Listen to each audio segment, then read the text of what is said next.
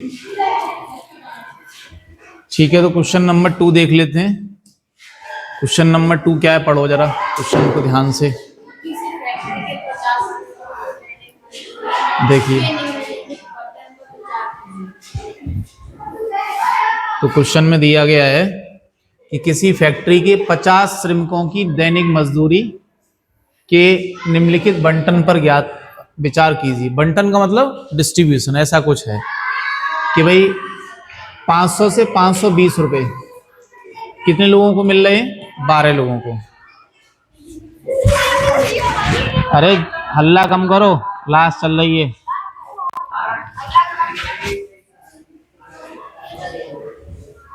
और 520 से लेके 540 तक कितने श्रमिक हैं भाई? 14। यानी कि 520 रुपए से लेके 540 रुपए तक 14 मजदूर कमा रहे हैं।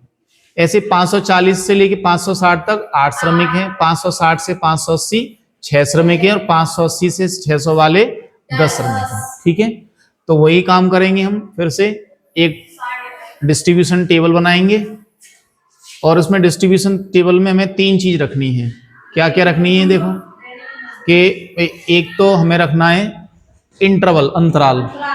जो क्या है अंतराल? किस चीज का अंतराल है? दैनिक मजदूरी का। बोलो, बात समझ में आ रही है? ठीक। और वो किस में है? रुपए में, रुपयों में दे रखी है आपको। डॉलर में हो सकती थी, अगर अमेरिका में पढ़ रहे होते तो आप डॉलर में लिखा होता। और श्रमिकों की संख्या, यानी कि इतने लोग की संख्या। जैसे मैं कहूँ आपसे, आपकी क्लास में खड़े होकर कहूँ कि बताओ ये 16 साल के बच्चे कौन कौन है, तो 16 तो हो गए हमारा XI, मतलब आंकड़ा हो गया हमारा। और 4 बच्चों ने हाथ खड़ा कर दिया, तो इसका मतलब क्या हुआ? इसका मतलब ये हुआ कि जो 4 बच्चे हैं वो किसका काम करेंगे? बारंबारता का। यानी जो आंकड़ा 16 है, 16 वर्ष जो आंकड़ा है, उसको फॉलो करने वाले कितने लोग हैं? 4 लोग। 4 फॉलो कर रहे हैं उसको, ठीक है ना, तो वो बारंबारता कहलाएगी। तो श्रमिकों की संख्या, इसको हम क्या बोलने वाले हैं? FI। फिर हम यहाँ क्या निकालना पड़ेगा? मध्य पद। बिल्कुल ठीक। और उसके बाद में हमें गुणा करना पड़ेगा इनका, मल्टीप्लाई करना पड़ेगा इनका। तो मल्टीप्लाई हम यहाँ कर लेंगे, ठीक है। तो इस वाले एरिया में हम कर ले रहे हैं मल्टीप्लाई। और ये क्या है भाई? XI और FI। इसको हम XI बोलने वाले हैं। अब देखो मजदूरी, देखो 500 से कितनी है भाई बताओ? 520। फिर 520 से 540, 540 से 560, 560 से 580, 580 से 600, और है आगे बताइए। तो 500 से 520 रुपए कमाने वाले कितने लोग हैं? 12 लोग। गुड। और 520 से 540 वाले 14, 540 से 560 वाले 8, 560 से 580 वाले 6, और 580 से 600 वाले कितने हैं? 10। अब देखो दैनिक मजदूरी का हम क्या निकालने वाले हैं? मध्य पर। तो 500 और 520 का मध्य में कौन आएगा? 510 नहीं आएगा।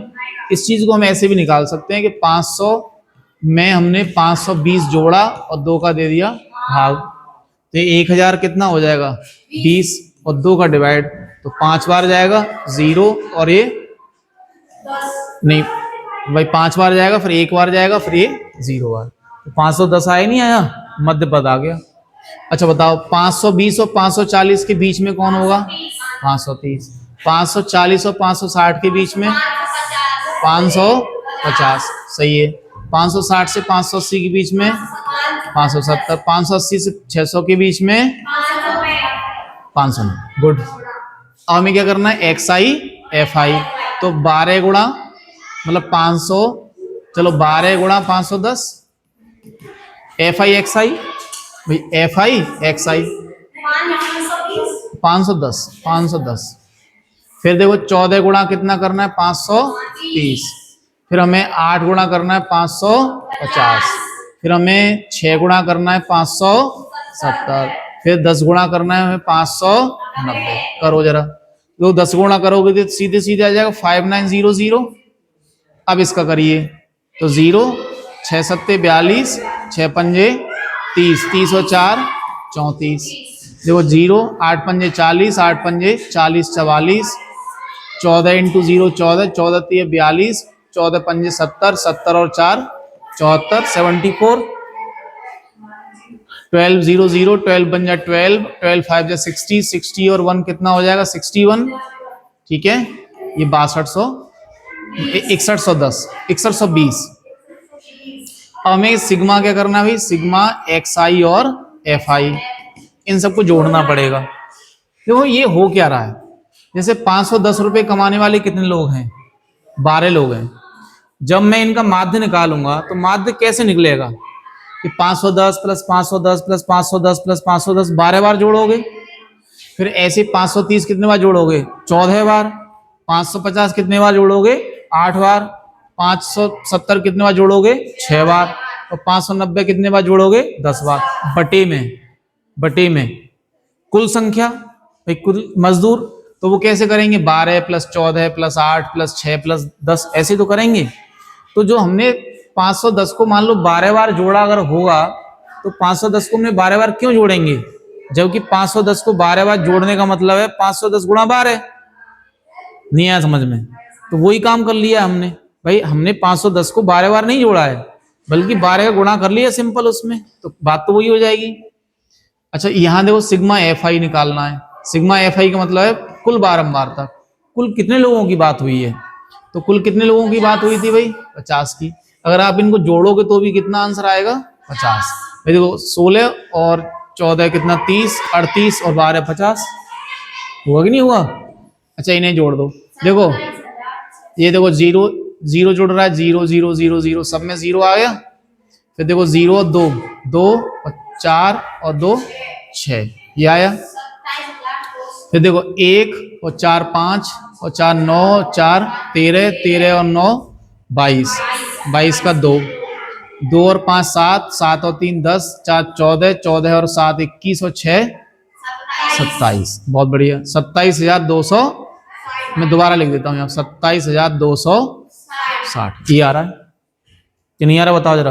अतः जो प्रत्यक्ष विधि हमारे पास डायरेक्ट मेथड, तो डायरेक्ट मेथड से हम निकाल लेते हैं माध्य। तो माध्य बताओ हमारा क्या होता था, तो माध्य का फॉर्मूला हमारा था, माध्य का फॉर्मूला था कि sigma F I x I upon sigma F I. अब देखो एक बात बताओ, जो हमारा वो आई इक्वल टू 1 से लेके एन तो चल रहा था नहीं चल रहा था, तो अगर मान लो मैं यहाँ आई लिखूं तो मुझे कहां से कहां तक लिखना पड़ेगा, तो वो लिखना पड़ेगा आई इक्वल टू 1 से लेकर के ये कितने थे, नहीं ये कितने थे टोटल 1 2 3 4 5 5 ही तो आंकड़े थे भाई। अरे देखो ये x ये f1 है, f2 है, f3 है, f4 है और f5 है, नहीं है क्या।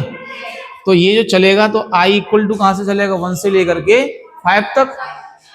जैसे हमने हटा दिया है ना i, तो उस i अगर i लिख भी रहे होते तो क्या लिखते कि i बराबर 1 से लेके कहां तक 5 तक, क्योंकि देखो ये अपने आप में क्या है f1, ये क्या है अपने आप में f2, ये क्या है f3, ये f4, ये क्या है f5, और ये क्या चीज है x1 f1, x2 f2, x3 f3, x4 और x5, x4 और f4 और x5 और f5 ये वाला, फिर उनको जोड़ा गया तो आ जाएगा। तो जरूरत नहीं रहती उसकी, लेकिन क्योंकि मैं जोड़ना ही तो है, तो 27,260 और टोटल के नीचे कितना आएगा 50। तो डिवाइड करो भाई, 0 से 0 कैंसिल हो गया, तो 5 से 5 5 जा 25 2 बचेगा, 5 4 जा 20, 5 5 जा 25 1 बचेगा, पॉइंट लगा लो, और 5 2 जा 10, तो 545.2 यानी 545 रुपए 20 पैसे है ना, एक माध्य आया है। मतलब इतना कम आता है भाई हर बंदा, जबकि सच्चाई ये नहीं है, सच्चाई कुछ और ही है। सच्चाई तो ये है कि भाई 580 से 600 रुपए कमाने वाले वहां पे 10 लोग हैं नहीं, लेकिन ये हमने क्या निकाल दिया एवरेज, सबके बीच में बांट दी बराबर बराबर संपत्ति, तो कितना आया है, वो आया है 545.2, इतने रुपए आ गए, रुपए में आंसर आ जाएगा ये आ गया। चलो नोट करिए, नोट करिए इसको।